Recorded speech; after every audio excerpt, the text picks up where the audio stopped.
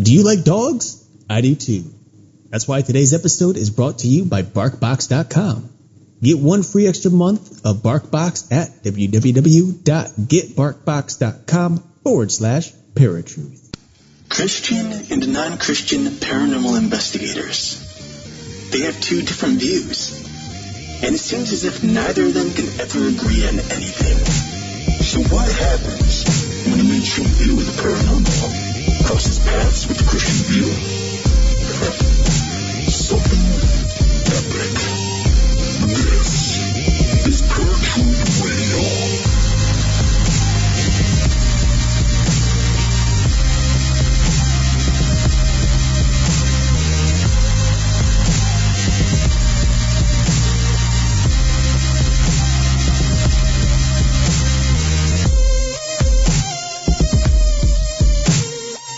Good evening, ladies and gentlemen, and welcome to a brand new episode of Paratruth Radio. My name is Eric.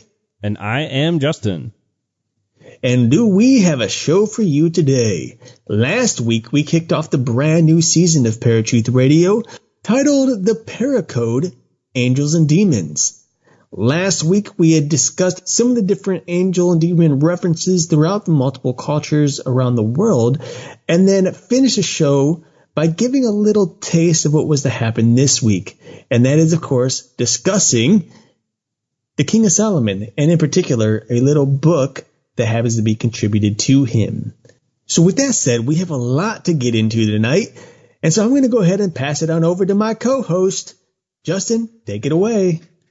Ladies and gentlemen, boys and girls, children of all ages. For those of you listening at paratruthradio.com, Paranormal UK Radio Network, TMV Cafe, and Fringe Radio Network. Let's get ready to expose some lies. Grimoires. Simply medieval texts of magic that taught its readers to place curses, to find love, and even summon and control spiritual entities.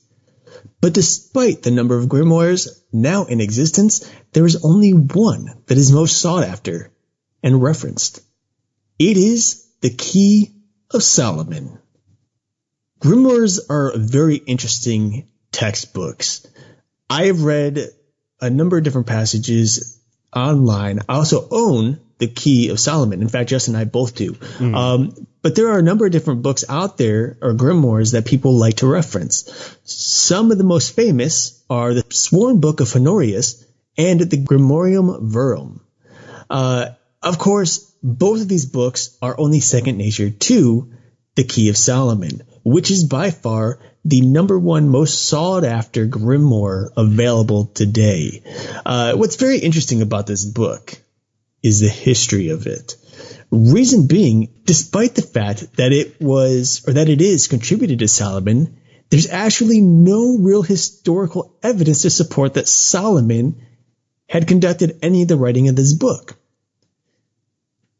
So what does that mean? Well, interestingly enough, the Key of Solomon is only as old as about the 14th or 15th century, and is actually a piece of Latin literature. Now, of course, there are some remaining manuscripts which date from the 16th to 18th centuries and include several translations, especially in Italian. Now, there are three books that make up the Key of Solomon. They are the Greater Key of Solomon, the Lesser Key of Solomon, and the Testament of Solomon. Now, you're probably wondering what exactly those books are or what they do. Well, the Greater Key, just briefly here, is basically a book of prayers and spells and chants. These are the things that are used to summon a number of different demons, and they also give you the exact moment in time, space, stars, planets, etc., in which you should say these incantations. If you don't follow it specifically, then the incantations don't work. The Lesser Key of Solomon goes into the number of different demons that Solomon is said to have summoned at one point in his life, and even go into some of the sigils for each of those demons and a number of different pendants and symbols that are used to protect the person who is summoning the said demons. Finally, the Testament of Solomon more or less goes into the different things that Solomon has done and the things that he has learned by summoning these so-called demonic entities.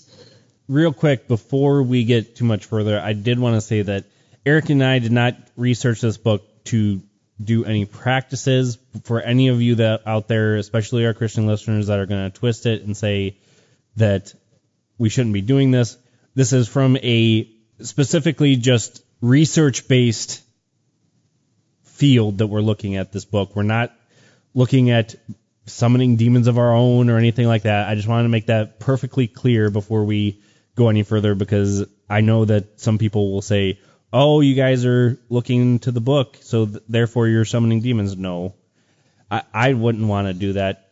I'm pretty sure Eric would not want to do that. So No.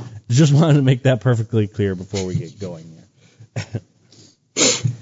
So some of the stuff that is in the books, specifically in the Goetia, which is the other name for the Lesser Key, that I found fascinating was different names of demons and supposedly angels. And, in the Greater Key, it kind of goes into what planets and stars they govern, quote unquote govern. And it just was super fascinating to me. But because you've done way more research on this than I have, seeing as I just got the book not too long ago, and you've had the Lesser Key for years now, just doing research on it. For the Lesser Key, it doesn't really go into any particular spells per se, just more so how to basically trap the demons and angels, right? Pretty much. There are several spells in the later book of the Lesser Key, but the majority of it really goes into the sigils of certain demonic entities, and of course the 72 said entities that he supposedly conjured up, and of course what each of those entities are and what they do, or what their power is, basically. Okay. So it's super interesting. What I wanted to get into is the fact that these three books were actually translated from the 15th and 16th grimoires by Aleister Crowley, S.L. McGregor Mathers, and then to tell what they did. Aleister did the Goetia or Lesser Key. S.L. McGregor Mathers did the Greater Key, and then F.C. Conybeare did the Testament of Solomon. And that's for this particular version. There are a number of different right. versions, but the versions that are done by S.L. McGregor Mathers and Aleister Crowley are by far the most popular versions, right, considering Crowley and what he's done historically, and Mathers for that matter as well. So going through the research and kind of the history of this particular grimoire, the Key of Solomon, it doesn't, as far as you have seen and I have seen, only goes back to the 14th or 15th century of the Renaissance of Italy, basically. Right. Do you think, and this is kind of an opinion, even though we usually get into this in the end of the show, but do you think that these people that were writing these grimoires came across some type of writings that they thought were by Solomon, and that's why they attributed it to him? I mean, it's possible, but it's interesting because these fairy tales of Solomon summoning demons and doing all this magical work only exist outside the Christian community. There's nothing biblical to it. There's nothing within the Christian community or within the Hebrew community that he has ever participated in these things. This strictly has been formulated by outside sources and has also been mentioned in a number of within the Quran as well. But again, you get little bits and pieces of what a certain person can do, and you start to apply that to other stories, and you start making up stories, and et cetera, et cetera. Now, of course, it makes sense that they would do this because, historically speaking, and this isn't just a Christian thing, this is historical, King Solomon has been known throughout the world to be the most wise person to ever exist other than Jesus. And even Jesus himself had said that Solomon was the wisest person before him. And so it would make sense that people would go ahead and create a book or a grimoire stating, oh, this is by King Solomon, the wisest man to ever exist outside of Jesus. So why wouldn't you believe this? Why wouldn't you follow it, you know? Well, you mentioned this last week, and you just mentioned now that King Solomon bridges two books, the Quran and the Bible, as well as in history, we have seen him in just historical books. Now, you had said in the Bible, it doesn't say anywhere that he was messing with this stuff. In the Quran, as far as I'm aware, he was not as well, right? Well, in the Quran, he was said to be gifted by God to talk to animals and to jinn, and that God granted him authority over the rebellious jinn and the demons. Okay.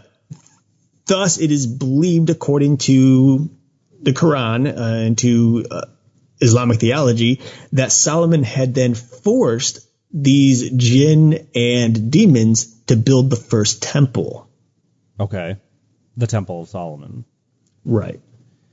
Well, and that actually brings me to a good point that, you know, the Temple of Solomon, otherwise known as Solomon's Mines as well, has been speculated throughout history. But again, in the Bible itself, it doesn't say anything about a temple or the Solomon's Mines, correct? Not about the Solomon's Mines, but it does talk about the temples. I mean, he did build his own temple. Okay. He built a number of different temples, which is quite interesting because a lot of people, unfortunately, think that Solomon was a man who followed God at all times. Now, God gave him wisdom. In fact, so when Solomon was to become king, God asked him what he wanted. If he can have one thing in the world to make him a better king, what would that be? And he asked for wisdom. Now, God was absolutely flabbergasted that he would ask for wisdom because God, of course, thought that's the great thing to ask for. Now, God knew better. But nonetheless, hey, if your child is going to come to you, they can ask for money, they can ask for fame, they can ask for women or whatever. But he asked for wisdom, you're going to be proud. And so as such, God then granted him not only wisdom, but he granted him riches. Gold and rubies and gems and all kinds of things. He gave him everything he could possibly want because of it. Now, people think that Solomon had just stuck with God. Now, God gave him specific commands to never turn away from him. God had commanded him not to multiply his horses or his wives, neither to greatly multiply gold or silver to himself. And it's what makes that interesting is that he did all three of those things. He had 1,000 wives and concubines, and he collected 666 talents of gold each year, which is a tremendous amount of money for such a small nation like Israel.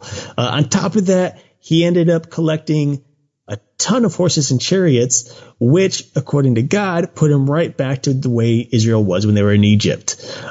So, of course, God became angry with him and eventually cut the kingdom out from under him. Now, he didn't quite cut the kingdom from under Solomon himself because he loved King David, Solomon's father, so much that he allowed King Solomon to continue to be king over Israel until his death.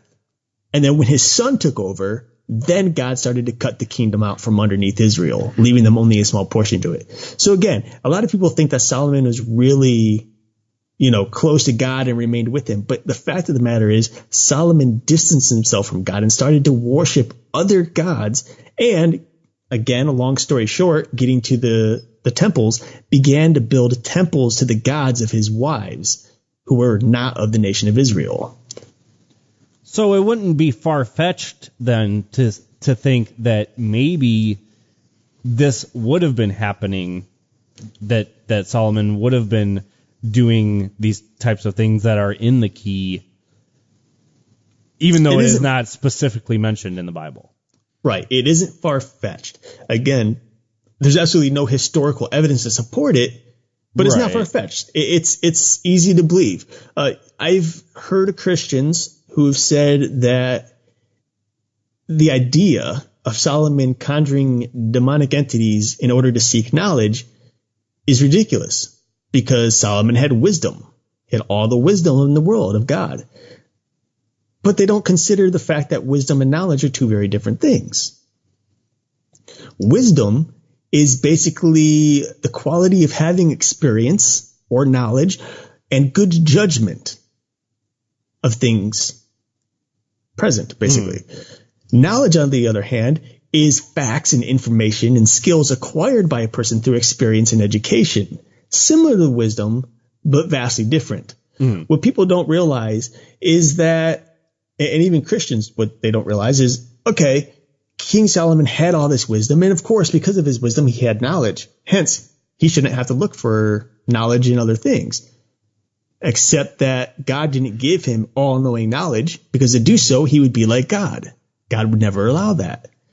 So yeah, it would make sense, or at least could be theorized, that maybe King Solomon did go ahead and start summoning demons. Now, how exactly he came about to create these spells and the summoning rituals and to understand the astrology and astronomy and all that in order to make them work, that's something that just isn't, it's hard to fathom, and there's no history behind it whatsoever. But nonetheless, well, there's that possibility. If you look, like you're saying that he built temples in to represent the gods of his wives, maybe one of his wives was teaching him this, or teaching him the knowledge of whatever the belief system was for that particular wife. You know what I mean?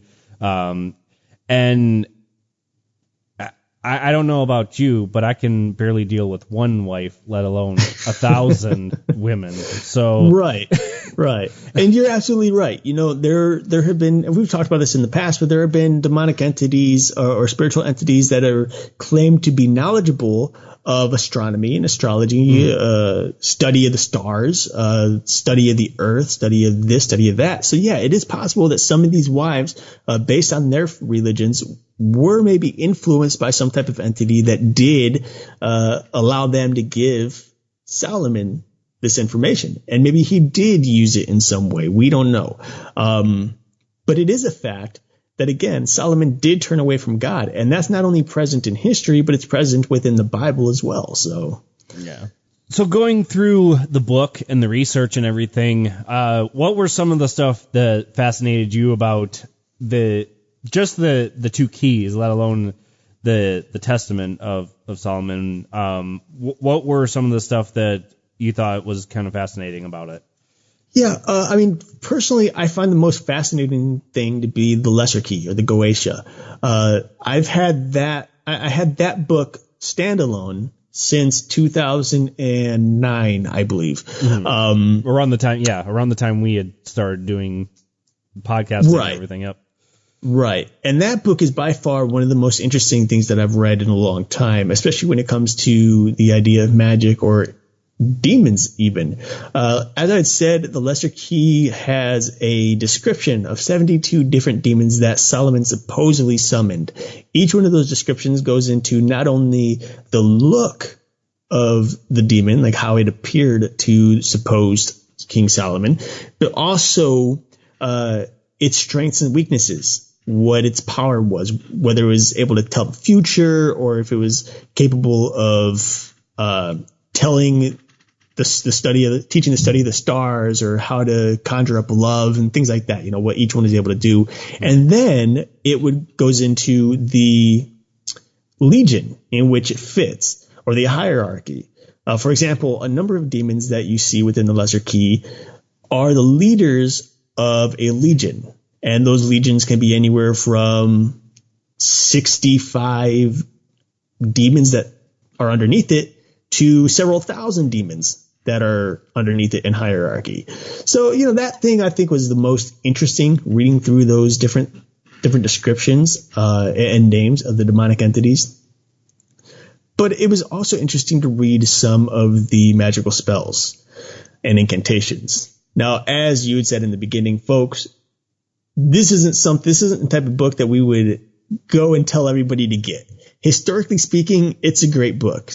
It's important historically. It's interesting to read, and it really gives you an idea of what other people are doing in regards to their own faith or belief systems. But nonetheless, it's a really dark book. And as we've said in the past, there are things that you can do, say, read that can open doors if you're not careful. Right. And actually that had happened with me when reading The Lesser Key originally, because it opened a door and I went through a 3-month demonic attack. But nonetheless, the door closed and I was able to, realize what I did wrong by being ignorant and jumping into a book without any thought of, God being with me. Because back then I wasn't saved. Well, I was going to say, at that point, your beliefs were way different. Yeah, my belief system was completely different. But nonetheless, interesting stuff. It's really interesting. And some of it is just, you got to be kidding me. Because what's weird about it is that the lesser, or the key, both the greater key and the lesser key, not only describe the different incantations and the exact words to say, but they pair it with prayers to the Lord, calling on God to help you in summoning these demons, which is vastly ironic and something that I think even King Solomon would know better than to do. Which only makes me believe that this book isn't actually something that has been fabricated by King Solomon, or that he even did some of these things. All right, so what's interesting is that Solomon lived from 990 BCE to 931 BCE, which is approximately 1,000 years before Jesus came to earth. Why it's interesting is because, again, this book, The Key of Solomon, wasn't written until the 14th century. Or at least there's no indication that it was written until the 14th century. Yeah. Which places us almost, how many years is it? It's not even, it's 2,000. So we're looking at least 2,000 years after Solomon, right? Well, it would be 1,000 years to basically 1 AD. And so we're looking at 2,400 years. Roughly. All right. So the book was written. So this book was written roughly 1,400 years after Solomon's death, which is interesting to me because you would think that if Solomon had any type of passages or scriptures or anything like that referring to these incantations, they would have been found much sooner. Now, there is a number of beliefs that say, yeah, he did have these and they were passed down from generation to generation. They were hidden and they had magical spells put on it so that no one could find it. But again, that book, which supposedly has been hidden for some time, has never been found. So where exactly this writing came from is beyond me. Right. Well, from reading through the Testament of Solomon, from what I saw, there was no reference to the book that Solomon contributed to the Bible, which wasn't even called Solomon. What book was it that he had contributed to the Bible? And again, it's not even referenced anywhere in this particular book. Mm-hmm. He had Proverbs, Ecclesiastes, and the Song of Songs. So he had 3 books. Each one a little different. So the Book of Proverbs is a collection of fables and wisdom for life. The Book of Ecclesiastes is a book of contemplation and his self-reflection, which is actually a really interesting book regarding this, the key, because that book in particular is a book that describes his life after turning away from God and following the other false deities of his wives. And then the last book is the Song of Songs, which is a little unusual collection of poetry within the Bible, as it has both a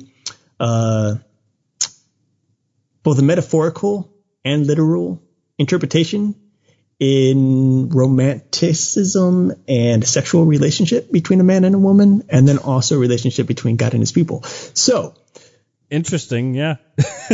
Yes. Something you wouldn't think, I mean, a lot of people wouldn't think that would be something that would be included in the Bible. You would think. I'm a strong believer only because I've read cover to cover, that the Bible has pretty much anything and everything you'd ever want in any book. You want romance? It's there. You want horror? It's there. You want action? It's there. You want drama? It's definitely there. I mean, you name it, it's in there. So.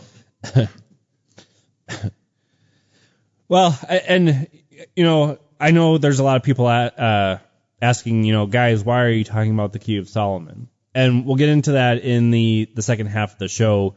I wanted to bring up this book because of the series that we're doing, so we'll get into that in a little bit. So, folks, you've been listening to Paratruth Radio right here at paratruthradio.com, as well as the many other networks that we're on. We will be right back after this break. Hey, Parafans, do I have a deal for you? The people over at Loot Crate are giving our listeners a 10% savings on any new subscription at lootcrate.com. Loot Crate is this awesome monthly mystery smorgasbord of a package that you get stuffed with different things from different genres, such as Zelda, Fallout, Harry Potter, and so many more. So to get your 10% savings, make sure you go to trylootcrate.com/paratruth. Again, that's trylootcrate.com/paratruth and enter Bridge 10 to get 10% savings on any new subscription. What's up, folks? Welcome back to Paratruth Radio. My name is Eric. And I'm Justin. And as I said before break, I know there's a lot of people asking, guys, why are you talking about the Key of Solomon? It has nothing to do with Christianity, and it's probably a book that you shouldn't be referencing. Well, there's a reason that we are talking about the book, because this particular series in season 4 is about angels and demons, and what we're going into for the next episode is the hierarchy of demons, and then the episode after that will be the hierarchy of angels. So we're building up to a way for us to look at that, because with the key specifically, it does list a lot of the demons and what the hierarchy would be, whereas in the Bible, it does describe more of angelic hierarchy over demon hierarchy. Am I right, Eric?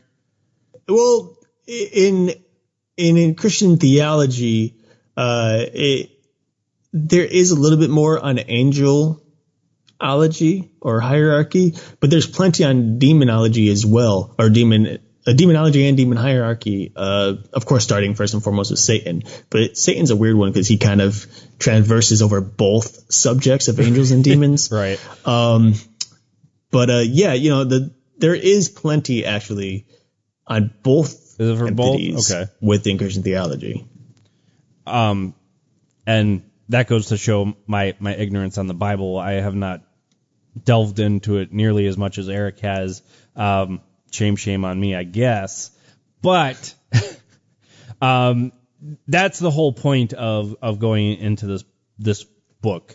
So, from your personal opinion, looking at the Key of Solomon, reading through it, talking about what we did earlier, do you think that King Solomon had any influence on this book whatsoever, or do you think it's just somebody coming across writings, or even just tributing the book to him as a way of saying, I'm doing this for Solomon? What are your thoughts? Honestly, I think this is a case of fame. King Solomon's just he's just so popular throughout history in regards to his wisdom. And of course, there are, again, fairy tales much older than the 14th century of him supposedly summoning these demons and doing this magic. It only makes sense that someone would come along and write a grimoire contributed to King Solomon himself. Now, again, it's not biblical. You would think that in the book of Ecclesiastes, when he's talking about his contemplations and self-reflection about his life, especially after turning away from God, that he would then mention, summoning entities and stuff. But he doesn't, which I think is kind of a cue.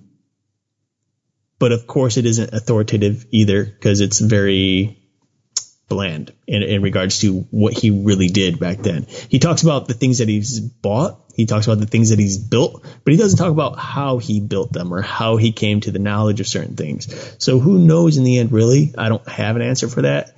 But I think the majority of what we see within this particular grimoire, the Key of Solomon, is complete fabrication and not actually based on Solomon himself, or any of the writings that he may have contributed. Right. I think that it is a possibility that it could have been where they came across something that he had written, and it could have been that they just elaborated on it. But as we discussed earlier, in the Bible it already admits that he does turn away from God. Now, because he does admit things in Ecclesiastes, it could have been, too, that he was so ashamed of what he had done as far as summoning demons that he didn't want to even mention that, because this was supposed to be a book of the Word of God, that he didn't want to mention, hey, oh, by the way, I summoned these things and I'm really sorry. Well, I don't know if I don't completely agree with that. One thing that you have to remember is that many of these books are more so inspired by Solomon, or by the individuals who are the books of the Bible, you mean? If you will, in the books in all the Bibles. The books were actually written sometime after Solomon, originally written approximately between 450 and 180 BCE or BC, but is nonetheless a canonical book of the Bible. Now that's where the inspiration of God comes into these books, because these are stories that were passed down by God himself according to what had happened throughout the past. Now again, if these books were written by, for example, Genesis was written by Adam or by Abraham, do you know how old that thing would be?